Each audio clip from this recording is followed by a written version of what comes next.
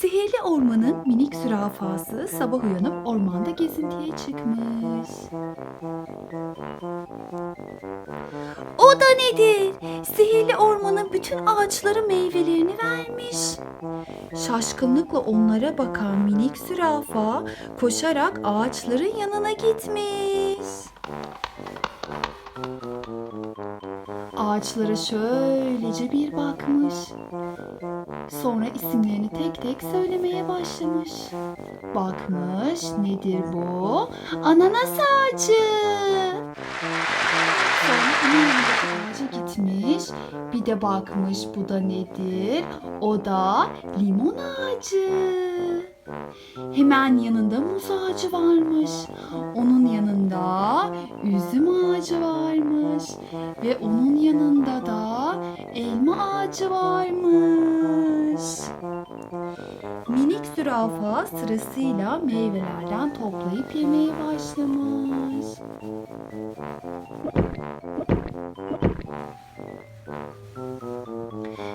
Minik zürafanın karnı doymuş, mutlu olmuş, sonra oturmuş, düşünmüş.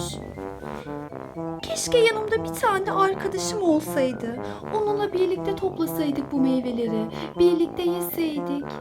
Düşünmüş, üzülmüş, üzülmüş. Sonra kafasını birden kaldırmış, şöyle etrafına bakmış. O da nedir? Karşısında minik pembe bir ayıcık. Pembe ayıcıkla tanışmak için çok heyecanlanmış. Merhaba pembe ayıcık. Ormanımıza nereden geldin? Seni ilk defa görüyorum. Merhaba minik zürafa. Ben ormanınıza karşıki ormandan geliyorum. Teyzemin yanına geldim. Teyzem bu ormanda kalıyor. Ben de onlara geldim. Birkaç gün burada kalacağım. Seninle tanıştığıma da çok memnun oldum. Merhaba minik ayıcık. Ben de seni gördüğüme çok memnun oldum. Ayrıca tanıştığımıza da çok memnun oldum. Ben de oturmuş düşünüyordum. Keşke yanımda bir arkadaşım olsa. Onunla otursam, oyun oynasam, ormanımızı gezdirsem diye karşıma sen çıktın. Çok mutlu oldum minik ayıcık. İstersen sana öncelikle güzel bir ormanımızı gezdireyim. İster misin? İstemez olur mu? Çok mutlu olurum. Çünkü ben bu ormanın namını ta bizim ormandan duydum. Sihirli orman diyorlar. Ben de çok merak ediyordum. Hadi beni hemen gezdir o zaman minik zürafa. Minik zürafa, bana ormanınızı gezdirdiğiniz için sana çok teşekkür ediyorum. Ayrıca bana arkadaşlık yaptın bugün.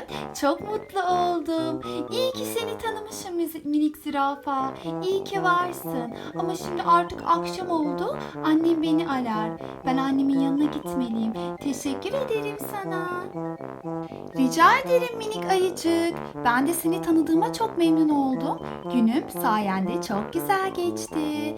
Seninle oyun oynamak, ormanı gezmek çok güzeldi. İyi ki geldin minik ayıcık. Bir daha gel olur mu? Ben seni çok sevdim. Seninle arkadaşlık yapmak benim çok hoşuma gitti. İyi ki varsın minik ayıcık. Hoşça kal. Minik zürafa minik ayıcığı uğurladıktan sonra karşısında kimi görür? Anne fili görür. Anne fil kucağında yavrusuyla birlikte ormanda telaşlı bir şekilde gelir. Minik zürafa şaşkınlıkla ona bakar. Anne fil, ne oldu sana? Neden bu kadar telaşlısın? Gecenin bu saati ormanda ne işin var? Eve gidiyor olman gerekmiyor muydu senin? Çabuk buralardan kaçmamız gerekiyor minik zürafa. Ormancılar yine gelmiş ormanımıza. Ormanımızdaki ağaçları kesmeye gelmişler. Lütfen kaçalım buradan. Koşar adımlarla ilerleyen anne filin arkasından bakan minik zürafa şaşkınlıkla ve korkuyla kala kalmış. Ne yapacağını şaşırmış, nereye gideceğini şaşırmış. Ama ortada bir dözer de görmüyormuş. Sonra bir de kafasını kepçeli dözer geliyor. Ormana doğru geliyor.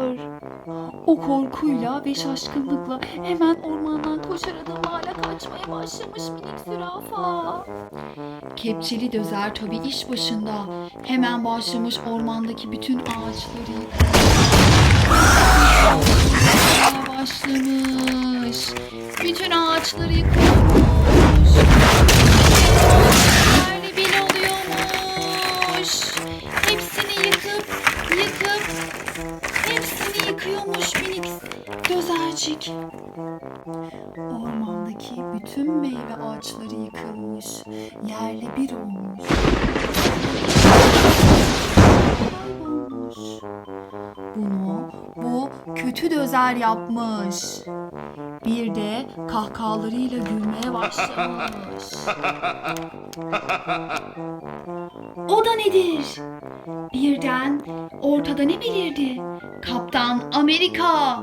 Güçlü mü güçlü, kuvvetli mi kuvvetli? Kaptan Amerika gelmiş kalkanıyla birlikte. Ormanımızı kurtarmaya gelmiş. Hemen iş başına geçmiş. Öncelikle ortadaki dözleri kaldırmış. Dözeri atmış Kaptan Amerika. Sırasıyla bütün ağaçları Kaptan Amerika bütün gücünü kullanarak ormanı tekrardan eski haline getirmeye çalışıyormuş. Ve Kaptan Amerika sayesinde bütün orman eski haline gelmiş. Bütün ağaçlar yerine dizilmiş. Teşekkür ederiz Kaptan Amerika. Sen bir süper kahramansın. Ormanın eski haline geldiğini gören anne fil şaşkınlıkla kala kalmış. Ormanımızı kim bu hale getirdi tekrardan? Şu an çok mutluyum. Hemen gidip bütün arkadaşlarıma söylemeliyim. Ormanımız eski haline geldi. Çok mutluyum. Ormanın eski haline döndüğünü öğrenen hayvanların hepsi birer birer toplanmışlar. Hepsi çok mutlu olmuşlar tabii ve ormanlarında mutlu mesut yaşamaya devam etmişler.